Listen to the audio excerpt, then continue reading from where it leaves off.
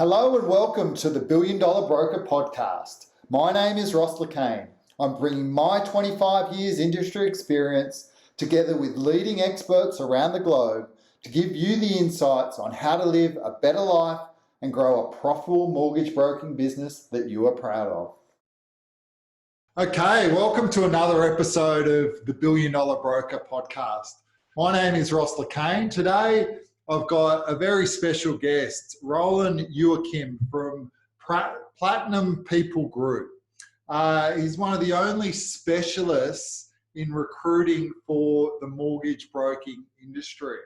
I find this really important because to scale a business, for businesses to get that billion-dollar broker, it's not something that they can do alone. It's a team sport, and the ability to understand in terms of how to scale and grow your business is really important to find the right people. So Roland specializes in this. So I thought it'd be great to have a chat with him so we can talk today about, what things a broker needs to look out for to be able to scale their business. So welcome, Roland. Thanks for having me, Ross. Happy to share some of our insights of what we see and essentially, what the brokers are doing well, what they're actually doing differently. So thanks for having me on the show. And that's probably a great point to start in terms of you deal with a lot of brokers and a lot of the top people in the broking industry. So what do you see as some of the key habits that, some of the brokers that you're seeing do really, really well, especially around their staff? Sure. Look, I'll start with, it's not a sexy start, if I'm being honest, but it's something that people really need to focus on. Just like every broker that's been in this space for a while has a process, whether it's documented or not, they know how to get a deal settled, right? They know how to ensure it's not knocked back and it's getting declined. They know how to put the right customer in the right loan. If you haven't documented a similar version of that process for recruiting someone in your business, you're not going to get to the ideal outcome because it's just there's nothing in place to screen candidates. There's nothing in place around what you want. So one of the biggest things we see the really successful brokerages do is they've got a crystal clear process of what it is that they need to recruit and how it is they're going to go about screening candidates to ensure that they're, in the end, hiring the right person for the right job. So that's definitely one of the big ones that we see. Yeah, definitely. After 16 and a half years in a mortgage business and hiring a number of people and growing a team to, 15 to 20 people, I know what you mean. And I've been there, I've done it, I've made the mistakes. And it's not till I had a really good process in place to be able to do that. And, quite often it's like that foundation of building a house, right? This on-ramp helps people to grow. So tell us what's the important things in terms of that on-ramp and things that people would need to consider. Sure.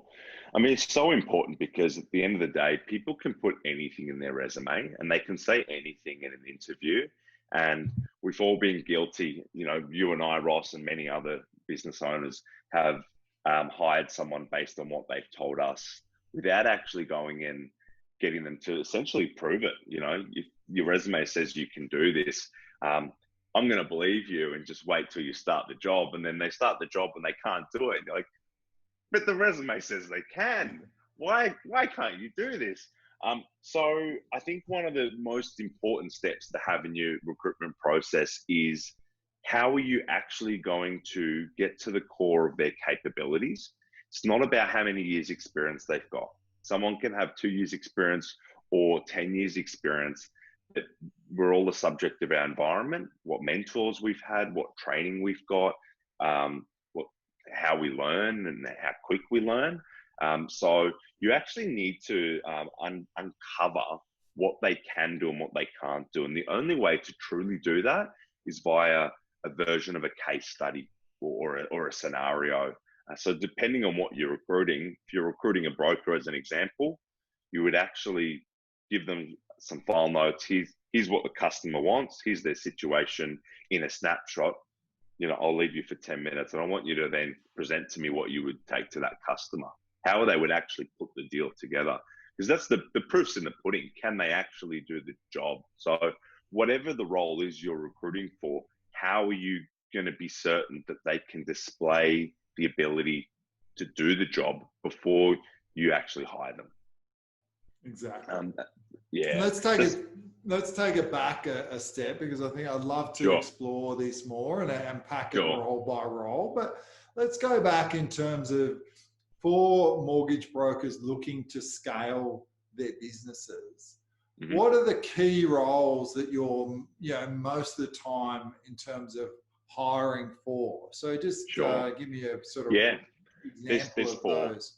There's 4 key roles that we recruit for a brokerage, whatever size.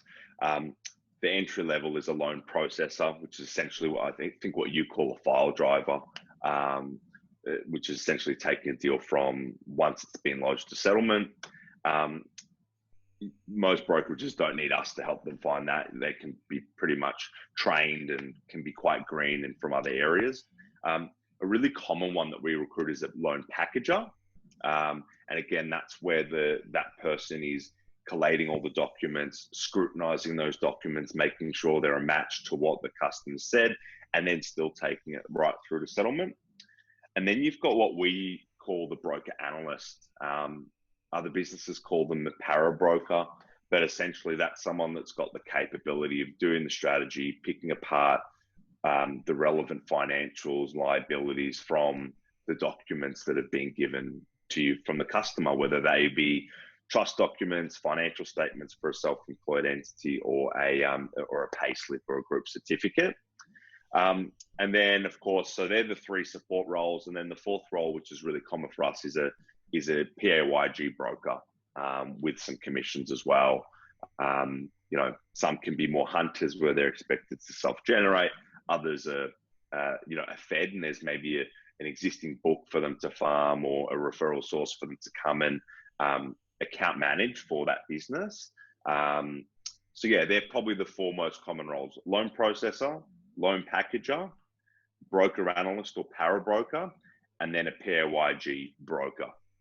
Beautiful. So I want to unpack these things, and especially the ones that you focus on more. So we've said the loan processor, and again, so the broker is doing a lot of the work up until submission, and then from submission to settlement, that you've got someone that drives the file drives it exactly. And they're not really they've got to obviously be a great communicator, great with time management, but they don't have to know the ins and outs of, because the deal's already been lodged. They're keeping an eye on it. They've got to be able to pick up on if it's going over the SLAs to prompt the broker, but they're not having to package it up. They don't have to worry about supporting docs. It's all already been done. So they can be greener if you've got the ability to mentor. Definitely. And we had a really experienced lady, Gail, in our business that did that, and she was able to handle massive numbers of settlements. Sometimes we had up to 100 files a month going through. Right. Wow. And so she was able to handle that from approval through to settlement, and do it really, really well, and they become experts at what they do, right? I will just throw in on that, Ross. You must have had some bloody good processes in your business to ensure that when it was handed over to her, that it was ready, right? And that's the key there. If there's an organized system in place, you can do volume, as you've experienced in your business. Definitely. But if not, she would have fallen apart. I'm sure. Definitely. It's one of the things that we teach. It's our 2X process in terms of how to do that. But, again, this is just part of the process, that first bit. And you've still got, especially in this market with so many changes and so much, in terms of front end work, that I Yeah, find that even, this is the most common staff member for any broker to have, but 100%. they still get stuck in the $25 an hour task or the $35 an hour Yeah, task, right? This yeah, doesn't free them up as much as those other roles that we spoke yeah, about, which is certainly. moving on to, the loan packager, which was the Yeah, second role you mentioned. Okay. So yeah. the loan packager, just, to explain that role again, and Sure, then we'll sort of talk a sure. little bit more about that. The loan packages, first, I just want to say that's probably where brokers get the best bang for their buck in Mm. terms of what you get and what that person can do for you, and put your business in a much, much better position, take you to the next level. But a loan packager is also typically still doing the loan processing as well, but they're just taking the deal. Basically, you'll come off a prelim call with a customer. You'll spend, maybe 5, 10, 20 minutes putting together the strategy. You know which lender it's going to go to. You're essentially handing over your file notes with whatever documentation you've got from that customer to the packager, right? They're not putting the strategy together. They're just executing on it for you. Mm. So they're going back to the customer saying, great, Ross has passed on all your, everything that you guys have discussed. Here's a list of all the documents we need. These days, that's pretty easy to do. Get them to upload them all. In many cases, brokers are already doing that at the start of the process, so you might already have them. And then their job is to scrutinize and ensure that everything that they've told the broker, in this instance, Ross, is accurate to all the documentation that they've provided, looking for those discrepancies. And, if there's a hidden credit card that they haven't told you about, Ross, or if there's if they said they're on 85K plus super a year, but the payslip says 78K plus super, it's picking up on those things before it's packaged up and lodged, because otherwise that's going to cause challenges. So they're doing that for you, and then they're also getting it all logged in, data entry into your system, and lodged via Apply Online. Definitely. And that, saved a massive amount of time, right? Because these guys, you're giving away a lot of those responsibilities, and the broker's doing. I think the key thing for me and the key thing for other brokers is around, as you said, the compliance is the biggest risk in their business. So it's the importance of a great handover, right? Absolutely. Doing excellent file notes and having a process. I know, with Zoom now, you can record and convert it into a program like Otter and transfer it that way. Totally. I used to do a video handover notes where, at the end of the appointment, I would say, look, had a meeting with Roland. He was looking for a fixed rate 3-year interest only loan for investment to grow his property portfolio. I had all the documents I need. There's one thing missing. It's his group certificate from 2019, as I need to use the overtime for this. We are doing another refinance with ANZ and releasing $200,000 worth of equity on his owner-occupied property. And you get the drift, right? I do a detailed file note to hand over. And for me, it's easier to do it whilst talking, because I've just been talking to a customer than actually making notes. Absolutely. And everyone's going to do that differently. Like we work with brokers that, there's one broker in particular here in Melbourne who actually likes to put it in an email to the customer. This is what we're going to do, gets it all in writing. The customer can write back and essentially sign off on it. And the processor or the packager is copied into that email, and they're introduced at that time. Roland, my packager, is copied in, subject to you giving us the AOK. He'll be in touch to get X, Y, and Z from you. So this, whatever works for you as a broker, right? There's no one way. And then, that's one role, and that one has been around for a lot longer. But as you say, the new one, And because of all the changes that have happened, I guess from the point where APRA made things harder and then living expenses came in, now we've got the best interest duty that's coming in. So there's another role that we're seeing that's going to become that is already popular, but I think will grow and grow in terms of popularity. And that is that credit analyst or para broker. So talk to me a little bit about that. Yeah. Look, I'll just say on the forefront, this is amazing. If you have this person in your business and you get it right, it'll be the best thing you've ever done. It'll change your business. But it is probably one of our toughest to fill types of roles. The reason that is because this person is actually, so the role itself is actually what you would do as a broker, right? It's the actual strategy. It's being able to look at someone's situation and actually figure out which lender is going to be appropriate, which product's going to be appropriate. Is this person's situation going to serve us to be able to borrow the amount they want to borrow? What are the other options, LMI? It's actually usually an experienced broker that can be the best person for this role. But maybe they're not a great hunter, or maybe they struggle on the sales side of being a broker, but are exceptionally strong at the analysis or the problem solving, the introvert rather than the extrovert. So again, it can be a challenge because if a broker's doing well, they're usually running their own business or doing a really good job. So in terms of the pools where we find these people, they're not in that pool of being a broker and could be suited to this because they're not the hunter. Then it depends on what the brokerage is open to in terms of where they come from.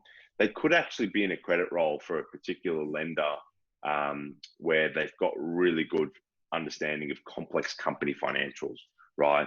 Where they're doing some low doc, no doc deals. They know how to actually sniff out if there's, they know how to put a deal together, right? But then they're still going to need to learn policy, different products, because I'm sure it's more than one product or policy that most brokers work with. Apply online, the software that they're using. So they haven't actually been in a brokerage. So that can be a great option for the right person, but there's still an element of upskilling them on being in a brokerage. Then we've also got people that have been in credit and been in a brokerage. Now they're I'm not going to say unicorns because they are out there, but there's not many of them, right? And the good ones are paid very well because they are actually making that broker's life 10 times better because that broker can just come out of a meeting and say, here you go, Roland. I've just met with this customer. I've got the next customer waiting at the door, already in the other meeting room. I need you to figure out what we can do for this customer. And by the time you've come out of that second meeting and you're going to give them another one, they've already got the skeleton of what the strategy should be. And then they're working with your packager in-house to get that packaged up. And then they're working with your file driver or your processor. So all you're doing is, in a way, walking in and out of a revolving door, meeting with your customers, and then coaching and upskilling your team to ensure that that it's going through the pipeline effectively. Yeah, interesting. And we've tried various different ways in terms of different, and for us in our business, we end up having a number of these credit analysts, and they would actually take it all the way to approval. Then the file driver would take it to approval through to settlement, right? So that's they a good would do point. that I might just piece. mention on that, Ross, that if you've got a really good analyst, whatever we want to call them, para broker, they can also be the packager, just like the packager can also be the processor. That makes a lot of sense depending on the volumes. Now, if you're someone like Mark Davis at ALIC, you might need a whole team of analysts and a whole team of packagers, right? But if you're doing 60 mil a year, you might only need one. That makes sense, doing both roles. Yeah, so it becomes, and to me it was around the consistency of service to the client, right? So if an RMI comes in that person's done the deal. Yes. They're familiar with it. They can answer that client's call. That, you know, it gets back on track a lot quicker, rather than another person having to understand, oh, what this file is all about. How to, you know, like, just from a time perspective, that worked for us in our business. But again, it's up to absolutely. Up to And you can even business. have them pop in, meet the customer for the last 5 minutes of the meeting, you know, and do a quick little sort of debrief on this is where the customer's at. You know, he's Roland, he's going to be your guy moving forward. You know, Definitely. We used to do that all the time. Yeah, we used to do that all the time. Bring them in, introduce. They don't need to sit in the whole meeting, but they sit in the handover in the last 5 minutes. And again, it's just a great way of doing a handover. Another great way, you know, especially with video technology and how easy it is to send a video message, is just once they've taken over, hey, I'm Ross, I'll be the one looking after your file. Roland's giving me all the information. Looking forward to getting a solution, getting the documents out to you. Any questions? Absolutely. You know, so really good. So let's go back and say, all right, for these different roles, salary ranges. All right. Sure. So the first one, so just doing the tracking of what sort of salary are we talking? And are we, because obviously geographically can be different. Are we just talking, let's say, New South Wales? Let's say Sydney, Melbourne. Yeah, cool. So look, rule of thumb, Sydney's always going to be about 5K more for these sorts of roles, right? Melbourne, about 5K less. But it really also comes down to, again, I'll get the disclaimers out of the way first, Ross. It'll really come down to, if you find the right person, they could be on 80 grand. They could be on a lot more, but they're paid that for a reason, and they're not going to leave for 10K less. So we're not going to hold you to it. Don't worry. This is just average, right? This is average. Sure. We're not pinning you onto this. So processors or file drivers as an average, you probably, if they're coming in very green, can be as junior as 55 through to sort of 65, I would say is pretty normal, plus super.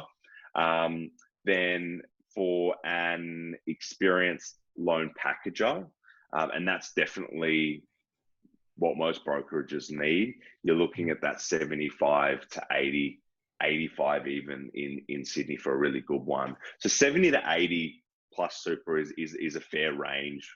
If you're offering that, you should be able to pick someone up, and you might get lucky and get someone for 65 or 70 still.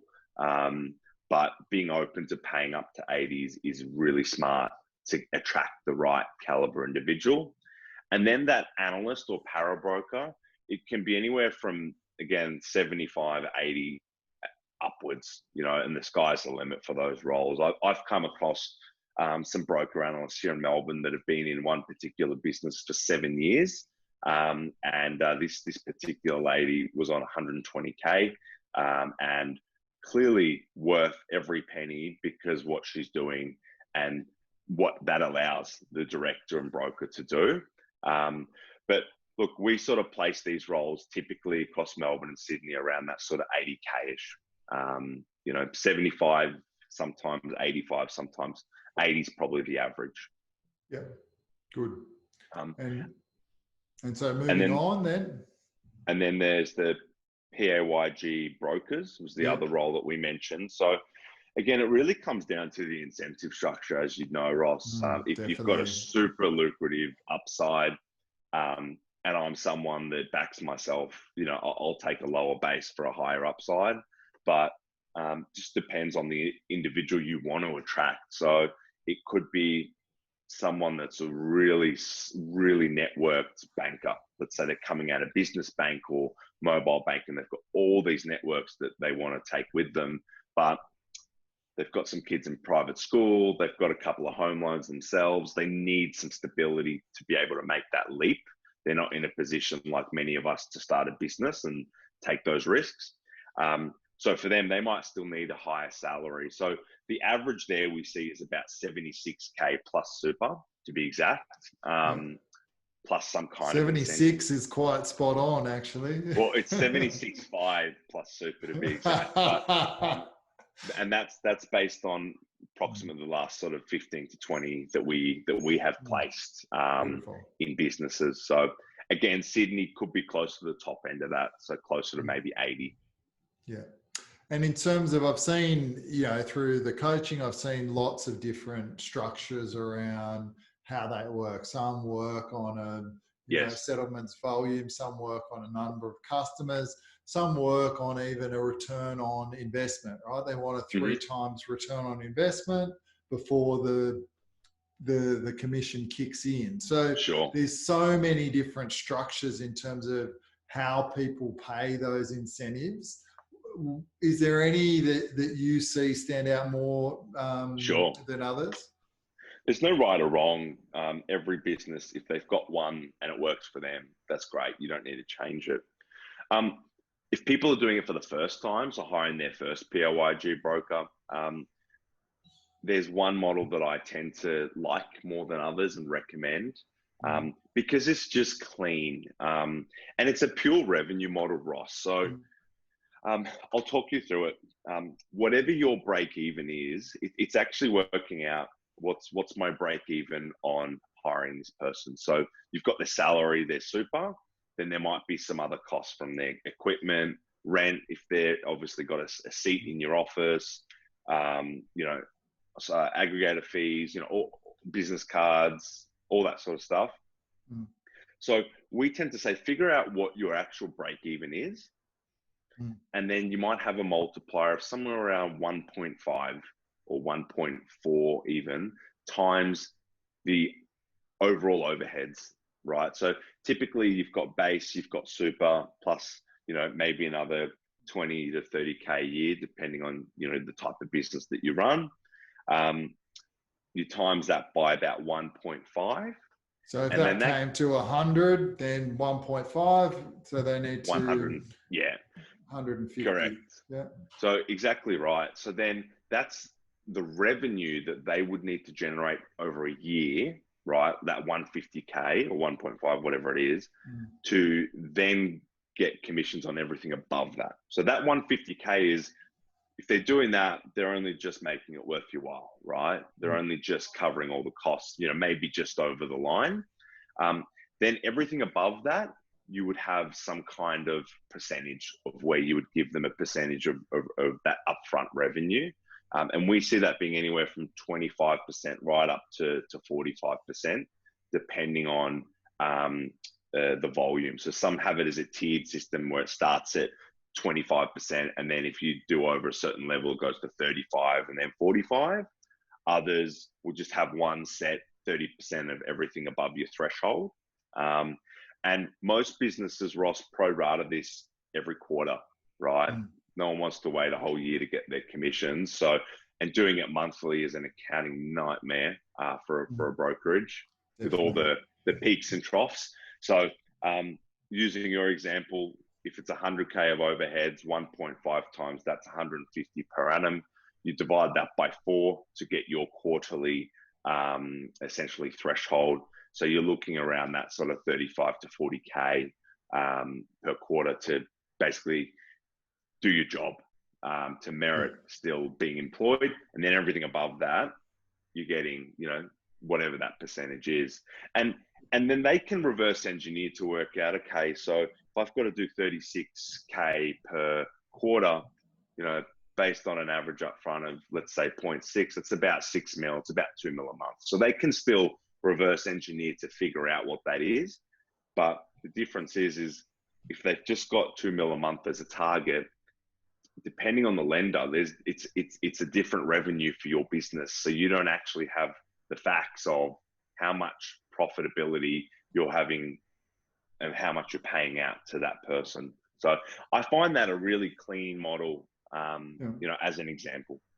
Yeah, definitely. And I'm finding a lot of the top brokers and bigger brokers are doing that model quite consistently well, and as their brokers grow over time, obviously the books and the trail income that they generate sort of increases over time as well. So it makes, their income will, between year 5 and 10, their income is quite significant in terms of moving forward, depending on that. So yeah, it's a win-win for both. Absolutely. And there's other strategies you can do.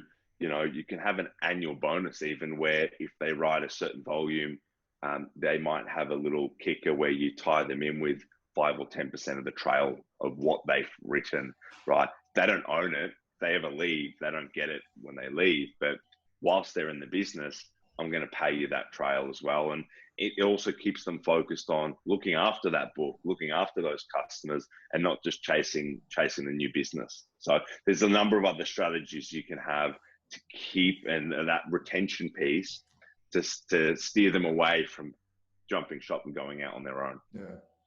So I mean, this has been a fantastic conversation with Roland, and I think if you look at it, and part of the reason why there is so much turnover of mortgage brokers, because it's almost, I won't say impossible, but because a lot of people do it, but to have a successful broker that is good at the skills in terms of catching and killing, really detailed oriented in terms of being able to then come up with the solution, get all the documents, tick all the boxes, then go through that really highly technical submission process, have the patience then to follow up the lenders and to do that, and then to nurture towards settlement and have the patience of dealing with last minute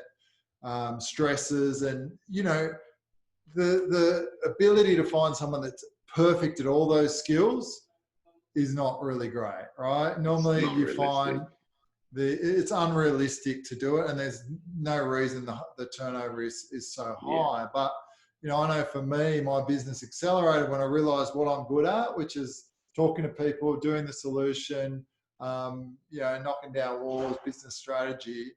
But then having people to clean up behind me, being absolutely your processes, your packages. And they enjoy that part of the job too, hopefully. Exactly. And, we all know when we've made phone calls to credit assessors and different people that, hey, they're not personality people, right? But, and I think that's where brokers need to sometimes get out of their own ways with some of these roles.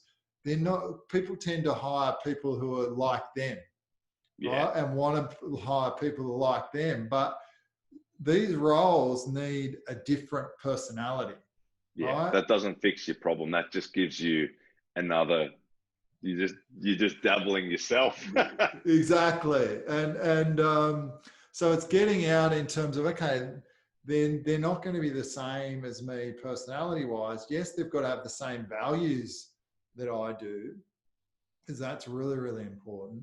But they're not going to be the people. You can't expect a para broker to go out and catch and kill.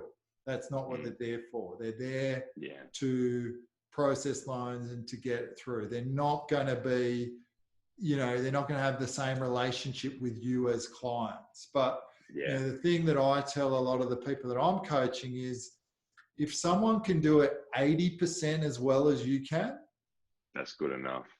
That's good enough. There's a saying, perfection prevents profits. And and I think in scaling a mortgage business, that is key, right? Is key in understanding that so many brokers want that control. They don't want to let go of that customer contact.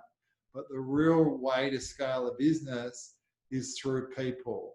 And as we've said today, you can hire people like file drivers that are gophers, or you can hire other leaders in your business, which is where you get the accelerated growth, which are your people like your para brokers and your loan processors, which is what you sort of specialize in.